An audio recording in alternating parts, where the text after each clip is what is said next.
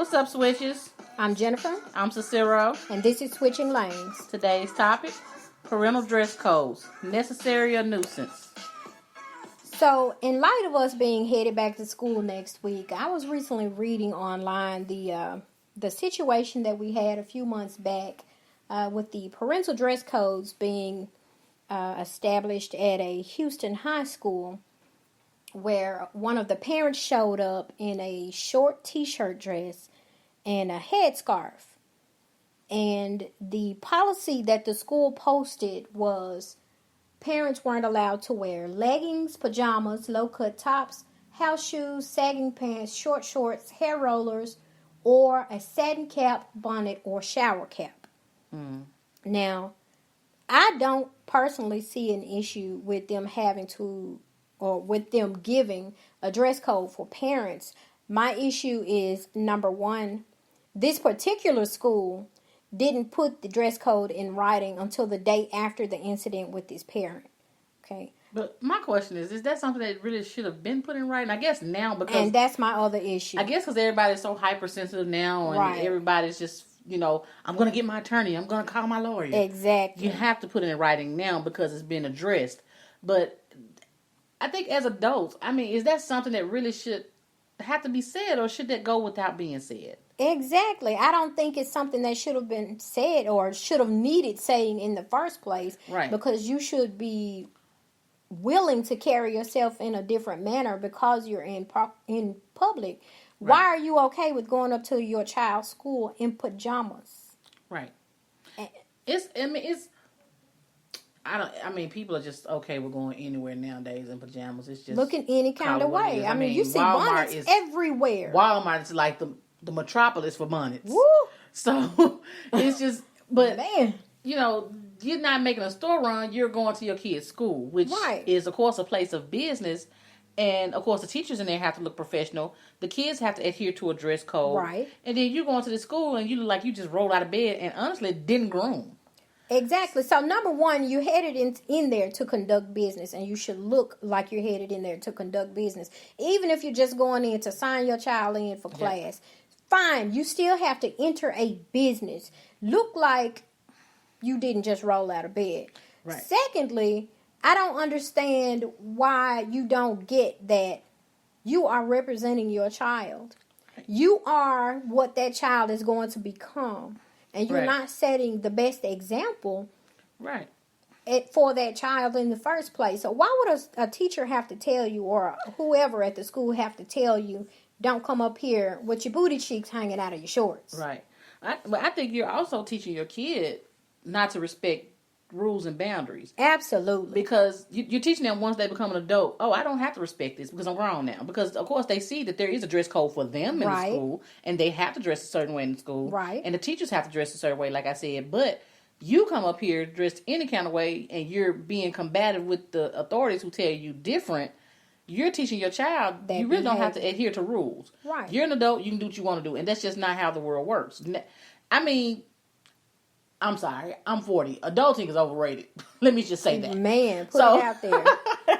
But just because I'm an adult, yes, there are things I can do. Yes, I can walk in my house at 2 o'clock in the morning because I can do that. I pay the bills here. Absolutely. However, I still can't go into my job in bikini. Exactly. And see, that's the thing a lot of people are overlooking, because a lot of people automatically say, well, I'm grown. You can't tell me what to wear up to the school. Ma'am, you grown, and everywhere you go, you have a dress code. There's a dress code on your job that tells you what you can and cannot wear. Mm-hmm. There's a dress code at your local store telling you can't enter without shirt and shoes. Mm-hmm. But let you be headed to the club. Mm-hmm. I bet you're going to adhere to that dress code to make sure you can get in when they say no jeans and no tennis shoes. Absolutely. You ain't ran up in the club in no dang bonnet. You up there in the shoe show in your $10.99 pumps. Hello. But see, at the club, the dress code matters, right? But at your child's school or a place of business or a place where you're representing that child, it doesn't matter, right? Right. That's foolishness to me. And you're also representing yourself, because that makes me think about how we were raised. And, absolutely. Etiquette is a lost art now, clearly. But, we were raised and taught in school by, the adult women and, the grown teachers and stuff. We were taught interview skills. Right. And interview etiquette. Mm-hmm. And how to dress for an interview, or even how to dress when you go to apply for a job. Well, now, I mean, of course, people don't go and apply for jobs anymore. They apply online now. Right. However, what I was taught, when you walk into an establishment and inquire about a job, you should be dressed as if you're going to be interviewed right then and there, because you never know. Absolutely. That's what I was taught. And that's happened to me before. That has happened to me. I went into Payless years ago when my son was a little boy. I went into Payless, went to the doctor that day, and actually got up, threw on some black slacks, a white top, and like a cardigan. And I stopped by the Payless and was like, "Are you guys hiring? Can I fill out an application?"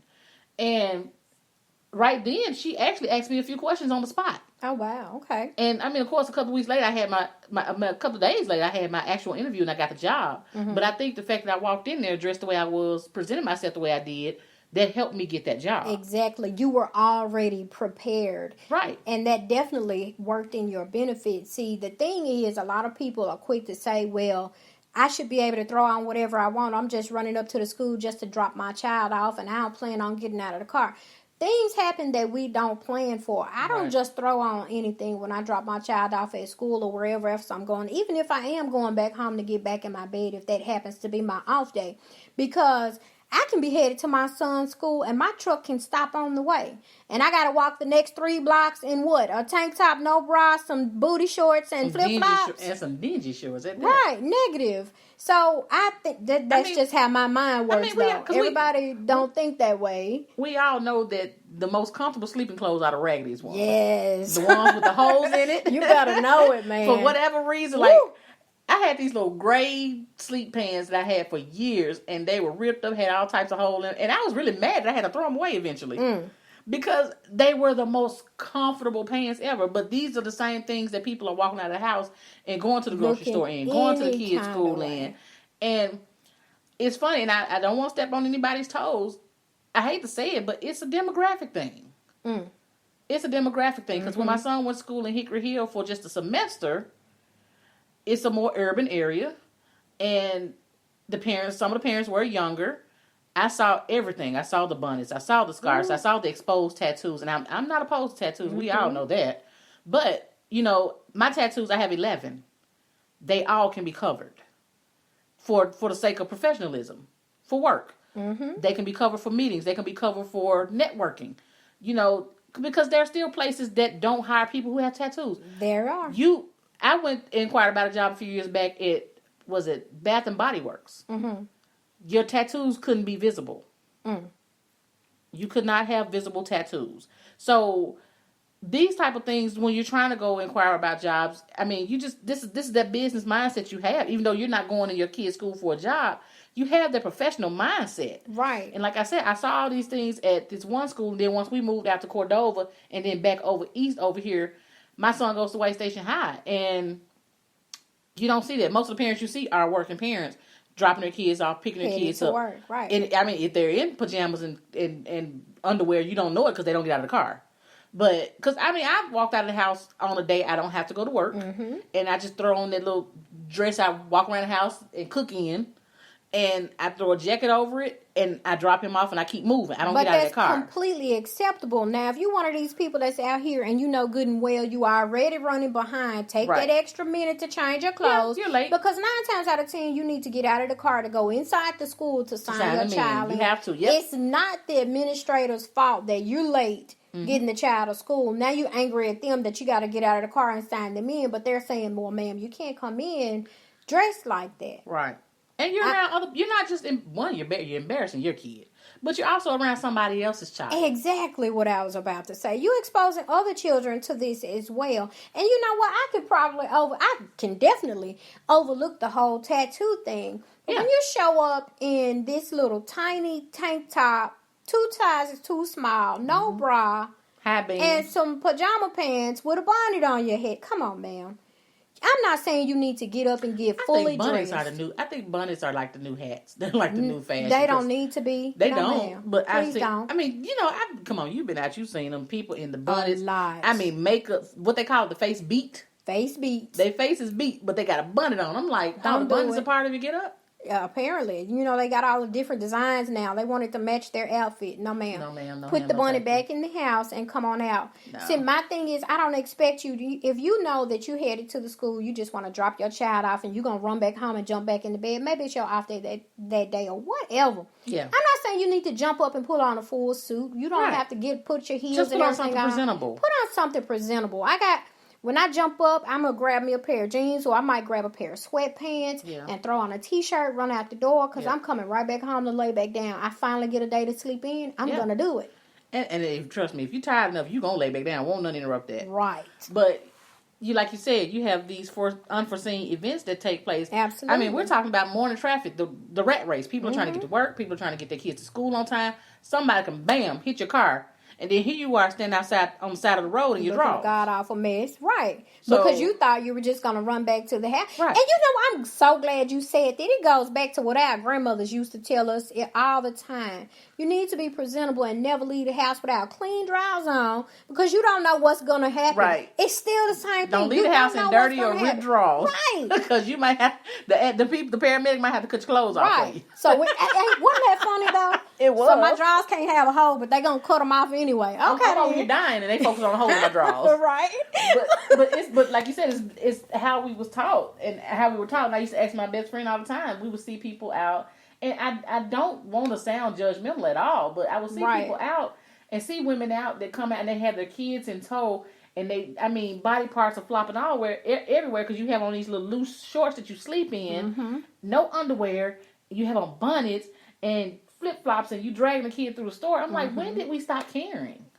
That's a great question, and I cannot tell you because it's been this way for a while. But the other thing you need to think about, though, is a lot of these parents, you heading up to these schools looking any kind of way, and you representing yourself and this child, and you embarrassing the hell out of this kid. A lot of these kids getting checked like crazy when you leave that school. Ooh, your mama came up here looking like this and looking like that, and because we used to do it if we saw somebody mowing rollers. We did it.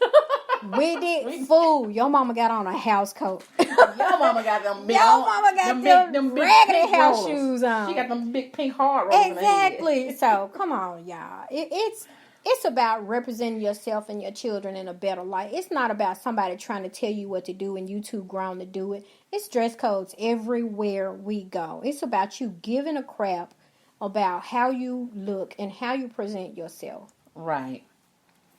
And being well dressed is a beautiful form of politeness. Absolutely.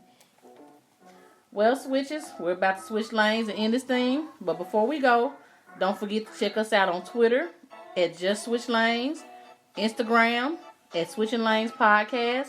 Look for us on YouTube and Spreaker.